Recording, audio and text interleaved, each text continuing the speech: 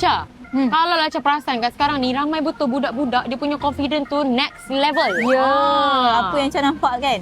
Sekarang ni zaman kita dulu tak macam itu. Oh ya, ya. Kita dulu insecure sikit lah, pemalu-pemalu. Betul. Tapi zaman sekarang, budak-budak sekarang lagi banyak saingan, lagi dia orang nak mendunia. Oh, lagi nak berdunia. Okey, tapi sekarang ni Cha rasa kenapa agak-agaknya orang macam confident orang tu naik sekarang? Itu yang tak tahu tu. Apa kata? Kita pergi tanyalah orang. Betul? Kita tengok apa jawapan diorang. Let's go. Let's go.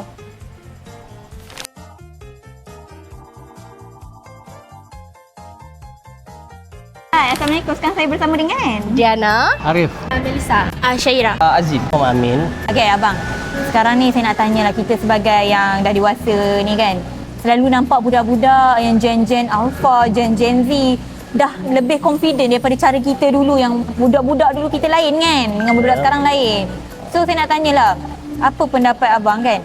Budak-budak yang dah confident dia lain ni, abang rasa dia orang ni terdedah daripada social media ke ataupun didikan ibu bapa dia orang? Pendapat saya, mungkin mereka terdedah dengan sosial media yang dah meleluasa sekarang ini. Betul. Mungkin mereka akan confident dengan membuat cara sekarang ni banyakkan content creator, mobile legend yang jenis influencer yang buat main game, boleh jana income daripada. Betul lah, salah satu puncanya sebab dia orang nak ada income sendiri kan. Rasa dua-dua sebab ada lah positif daripada didikan mak bapak pun ada, daripada social media pun ada. Sebab sekarang kan zaman dah peredaran zaman dulu kan. Zaman sekarang semua nak teknologi, semua nak update dekat social media kan. Betul. Bagi saya sebab social media lah. Sebab sekarang kan dekat, yelah kita boleh tengok lah. Semua benda di hujung jari. Media is TikTok kan. Betul. Semua nak follow the trend. So actually didikan parents tak kot. Tak kuat setanding dengan social media. Betul. Mungkin juga dengan media sosial yang kita ada sekarang ni, mungkin generasi alpha dia lebih terdedah dengan perkara-perkara yang tu. So macam zaman-zaman kita membesar dulu lah. Zaman kita membesar dulu, untuk membina keyakinan diri ni perlu ada didikan daripada guru, daripada universiti kan. So perkara-perkara itu dibina di usia kita yang sepatutnya kita dah ada perkara itu. Tapi kalau macam zaman-zaman sekarang ini mungkinlah Sebab dia orang pun exposure dah banyak betul, kan. Banyak macam-macam platform dah ada sekarang. Macam-macam platform yang dah ada untuk dia orang jadikannya sebagai satu contoh.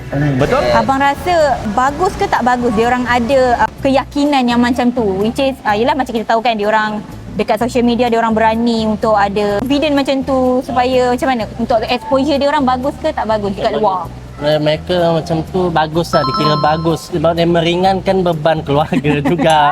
Banyak macam dulu dia macam berat sangat keluarga, ini tak nak ini, tak nak itu. Jadi mereka sekarang ni dah confident, dah boleh jana duit sendiri. Jadi mereka ada masa terluang, kadang mereka belajar, boleh ada masa tu mereka buat content creator. Jadi mereka kata boleh jana income.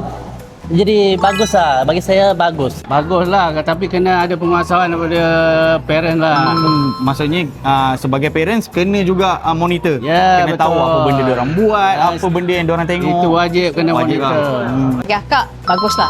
Kan? Sebab benda ni mungkin sekarang ni kita nampak macam terlebih-lebih pula budak-budak sekarang. Tapi sebenarnya nanti dalam kerjaya diorang in future, benda ni akan membantu jugalah. Sebab kita kat luar nanti takkan senyap. Betul. Je kan, kita mesti akan nak impresskan orang yang baru kita kenal. Maybe kita nak bekerja, betul tak? So adakah bagi akak untuk anak-anak yang macam ni akan ada rasa pressure ataupun dia orang suka untuk buat tu? Mungkin setengah diorang akan rasa pressure sebab kenapa kena tonjol.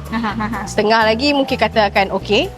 Tapi kalau saya galakkan okey. Sebab I think tak ada salah pun bersuara pendapat sendiri tu, kena bersuara. Orang boleh terima tak boleh terima tu belakang cerita lah, tapi cara nak bagi orang dengar apa pendapat kita pun ada cara tata tertib dia lah. Untuk keyakinan diri, saya setuju perkara itu penting sebenarnya untuk kita. Satu daripada segi sudut pekerjaan, daripada segi sudut banyak perkara, banyak aspek yang kita boleh preparation lah untuk masa akan datang kan. Tapi kalau ada keyakinan diri boleh, cuma don't be too outspoken tentang satu-satu perkara. Faham. For me, nak kata bagus tu, dia kena tengok juga macam mana dia orang menggunakan peluang yang dia orang ada tu.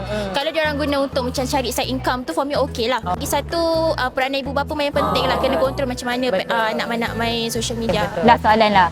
Abang rasa bila diorang dah macam ni, diorang punya confidence dah macam ni, platform dah ada macam ni kan, exposure pun dah besar. Abang rasa patut biar diorang macam tu ke, ataupun kalau abang ada anak, abang nak biar anak abang tu kekal style budak-budak punya cara membesar? Saya akan biarkan mereka membesar dengan cara mereka sendiri, tapi dengan Pantauan lah. pantauan lah, betul. Dengan pantauan keluarga lah. Biar dia tak pesong ke arah yang lain.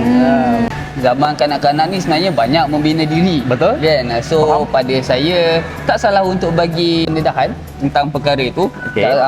Tapi kita as ibu ayah, seorang dewasa kena monitor juga supaya perkara itu tak menjadi satu kebiasaan yang boleh mendatangkan perkara yang tak baik lah. Okey guys, so tadi kita dah tanya macam-macam orang kat sini, diorang pun ada jawapan yang macam-macam.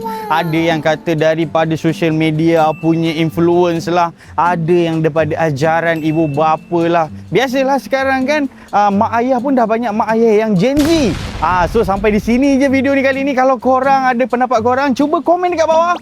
Jangan lupa tekan button like. Lepas tu ada butang loceng kat bawah tu, subscribe. Jumpa korang next video, okay? So, ciao.